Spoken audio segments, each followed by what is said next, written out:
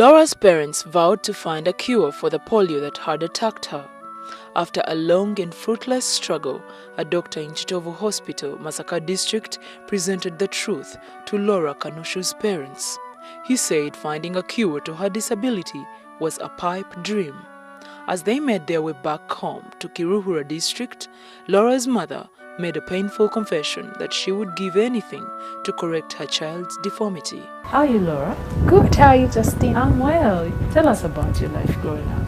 I am the last born of 12 kids. 9 girls and then 3 boys. Okay. For more years than she could remember, Laura's family had unchanging support and love towards her. Laura's parents and family did all they could to give Laura a beautiful childhood. She recalls having been cherished by her family, which she refers to as her backbone. I got my disability when I was 2.5 years. You were not born? No, no. I got polio when I was 2.5 years. And I'm told at that time, the vaccines were there. But I think they were kind of faulty, and because I was immunized. But I still got polio at that age. Did you feel loved as a child? I did feel loved, unlike most people with disabilities that I have spoken to.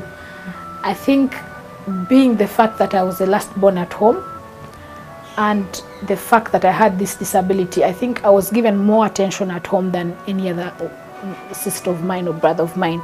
All the attention was on me, so I think I was really loved. And they never made me feel like, you know, there's something wrong with you. Nothing like that. And I remember if anybody did not do for me what I wanted, they would be beaten up. So my sisters actually have lots of stories about how they suffered because of me. If I wanted to do anything that I couldn't, it's like they had the obligation to do it for me. And that was coming from my parents. Alongside the zeal of taking care of Laura came the guilt of shortchanging their other children. For Laura's parents, it was Laura first in every sense of the word. Of course, there are so many kids, and usually finances come in, and my sisters, of course, were all older than me, and they were in higher classes. But the principle at home was that Laura goes to school first. If you guys have to wait and not report on the reporting day, that's not a problem. There was no time when I was ever chased from school for not paying school fees. My sisters were, because at times they would send them maybe with half school fees. But then for me, everything had to be covered. My school fees, my pocket money, everything had to be covered before other children were touched. Some people believe that a couple with a disabled child becomes disabled too, but Laura's parents defied this belief. Their relationship remained intact despite the thunderstorm that came along with Laura's disability. She never gave me reason to think I was different from any other child. And I mean, if you spoke to any of my family members, they'll tell you Laura has the highest level of esteem that we don't even have, those of us that are not disabled. And that's because my mom had to rub it in everybody's face that, you know, you don't come near this girl. Like how people would refer to me in my village, how is your disabled girl doing? And she'll tell them, her name is not the disabled girl. She has a name, and her name is Laura. You know, she would not allow anybody to say, in my language, you'd say, Omana wa chimugariyo. Mhara wa chimugariyo. And she would say, Izinariye tu wa chimuga. Izinariye Laura. And I would prefer that you call her as such. But of course, the relatives, the friends who would look at me at that time, I was young, my mom was struggling with me, putting me on the back, taking me to hospital. I mean, they're all saying, what is her case? She already has 8 girls. I mean, she already has a problem having girls at home. And then she's also struggling with this one who is disabled. What's her case? She could even just leave her at home to stay there. Why must she even go to school? She will tell me when we're going to school and say, I am sending you to school and I want you to do your best to disprove everybody who thinks you're nothing.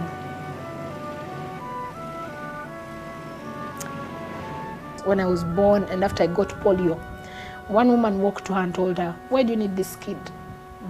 You already have 8 girls. and you already have, I mean, your in-laws coming to say your husband should take another wife because you're not having boys.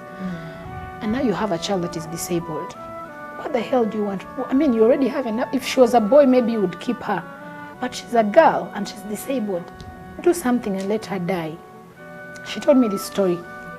And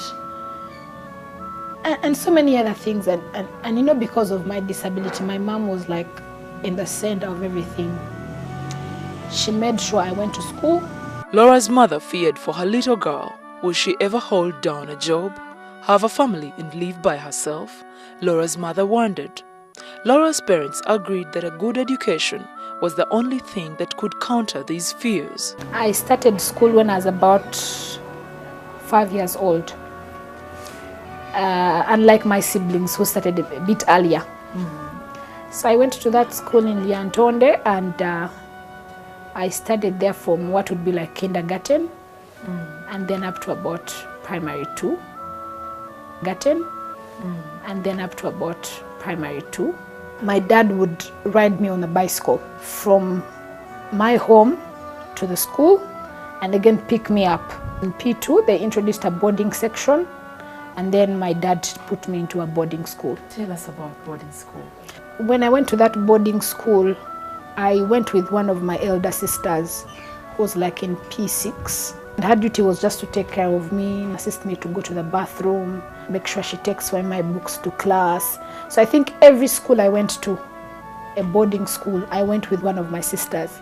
It was like a rule at home that I would be in the same school with one of my sisters. Laura is beautiful with a very honest and contagious smile. I kept smiling along with her. But every morning as a little girl, she woke up to the same chilling reality, her disability. How she put up in school is a thrilling fact. Were you able to live in school comfortably like any other child? Actually, boarding school was a very big problem for me. The kind of toilets that were there were pit latrines.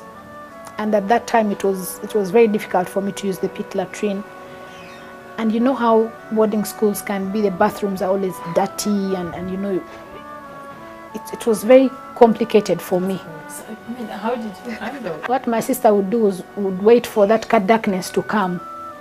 And then maybe I shower from somewhere, not in the general bathrooms, because the bathrooms were really, really horrible, dirty and messed up. So I wouldn't bathe in those kinds of bathrooms. I would bathe like from somewhere in a shed, you know, where there's small darkness, then you go there and bathe. But of course, the toilet, you struggle. The unvarnished truth based on Laura's experiences is that there is some difficulty in having a disability for both the disabled child and their family. Sacrifices for the good of Laura's life had to be made by different family members. As you go to that level, kids are getting older, they're starting to learn about ABCD. Were you segregated in any way? Shimon was really a good school, and I loved it. And they had this special section for children who had intellectual disabilities. They would not like be in the same class with the rest of us, but they would mix with us maybe at break time, lunch time. And of course, then you realize, then I began to realize that, you know, kids are looking at you like you're different from them. Or then you can say, hey, what's wrong with her? Why is she walking like that? You know, that kind of thing. So I began to feel that, oh, so I'm really, really different from the rest of the kids. But for the teachers, well, I never sensed anything like that maybe they were treating me differently. But of course, the kids, you know, you'd want to join them. Maybe they're playing and they think, oh, no, Laura, you can't do this. Laura, you can't manage this. And of course, I began to feel that, you know, they're not, now I'm a bit different. So I don't have to, I can't play this game, I can't do this. And that feeling started coming. I had these friends of mine, one of them was our neighbor, never used to pick her. So she used to walk home. So I didn't like the idea of picking me in the car. I wanted to walk with other kids home. And this girl, they were our immediate neighbors. So I would see her every morning passing by our gate, and she was going to the same school with me and we're in the same class. So I began to walk with her to school. So my sister used to say, hey, you're going to get an accident, they'll knock you down, all that kind of thing. But then I said, no, I can manage the distance. And then now they plan to take me back to boarding school again. Tell us about that little bond with your friend. Her name is Stella Amongi. I still remember her name very well. I still want to find her. I mean, if I could see her today, I really, really want to find her, because then she began saying she would come to my gate. She would come earlier and wait for me, carry for me my bag, walk to school, because then I told my sister, no more cars. I'm going to be walking to school and coming back home. So carry for me my bag, walk together to school, and again come back together home. She'd walk at my pace. To school and back, to school and back. I moved to boarding school in a school called Kisubi Girls School. It was a fair school. It was actually better than the other first boarding school that I went to, because they had like a section for children who had disabilities, and this time disabilities that were similar to mine. So it was easier for me to get in. We had all the special facilities. We had a special dormitory that had an accessible bathroom and a toilet. The dormitory had ramps and rails, and the bathrooms, there were about 2-3 bathrooms. Bathing chairs already set there. If you need a bathing chair, you didn't have to carry it from home. You'd actually find it there in school. And then all the classes had those ramps. What did you go for secondary school? I was actually the best student in my year in Kisubi. How did that happen? Because of the rules, classes would end like at 4, and then you'd have to bathe, and the bell was, my God, those rules were just and then you'd have to go for prep whether you wanted it or not. But I passed highly, and in my year I was the best. There simply was not enough time and attention to go around. Each of Laura's family members had their own struggles. Laura's needs were a bottomless pit.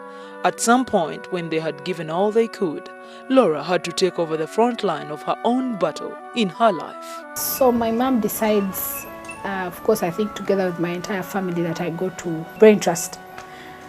And so I go to Brain Trust, and Brain Trust was just, it was not something that I expected.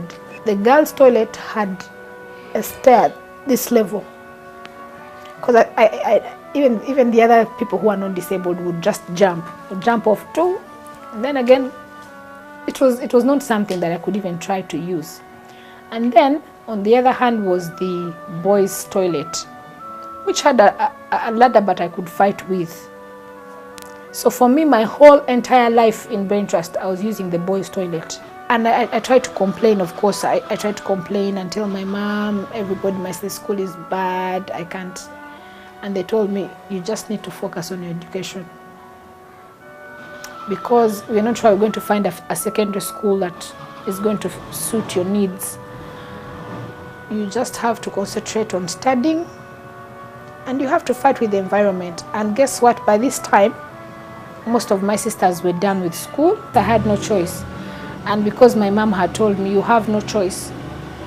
The only choice you have is to study.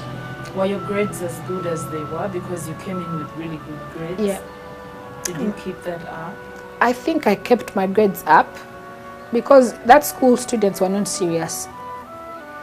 It was a school where there were no rules.